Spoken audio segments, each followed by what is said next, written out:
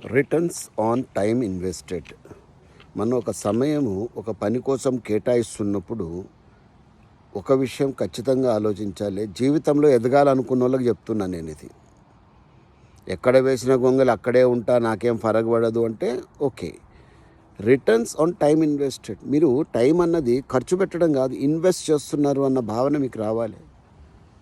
ఒక మంచి క్లాస్ వినడానికి మీరు వెళ్తున్నారు, ట్రైనింగ్ క్లాసు, ఒక సెమినారు, ఒక గంట 2 గంటల టైం మీరు వెచ్చిస్తూ ఉన్నారు.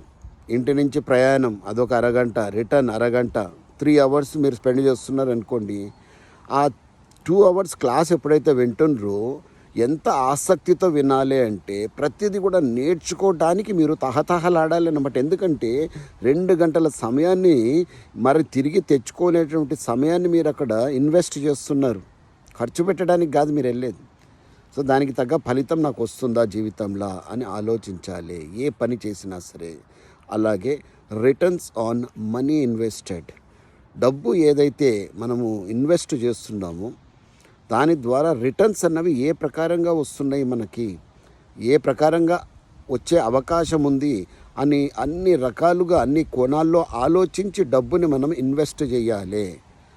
అంతే తప్ప నా దగ్గర ఉంది కదా పెడతాను, ఎంత డబ్బైనా సరే వస్తే వచ్చే పోతే పోయి అన్నట్టు కాదు. సమయం వస్తుంది కదా ఎట్లయినా ఖర్చు పెడతాను అంటే కాదు. ఈ రెండు కూడా చాలా ముఖ్యమైనవి. చాలామంది అంటారు టైం ఈజ్ మనీ అంటారు. టైము మనీ కాదండి, మనీ కన్నా ఎక్కువైనది టైం. ఎందుకంటే మనీ పోతే సంపాదించుకోవచ్చు, సమయాన్ని మనం వృధా చేసామనుకోండి తిరిగి ఎప్పటికీ కూడా రాదు. కాబట్టి యువత అందరికీ చెప్తున్నా, please don't waste your time. Every second is valuable, every second is precious. దీన్ని అర్థం చేసుకొని జీవితంలో సక్సెస్ కండి, ఉన్నతంగా రాణించండి.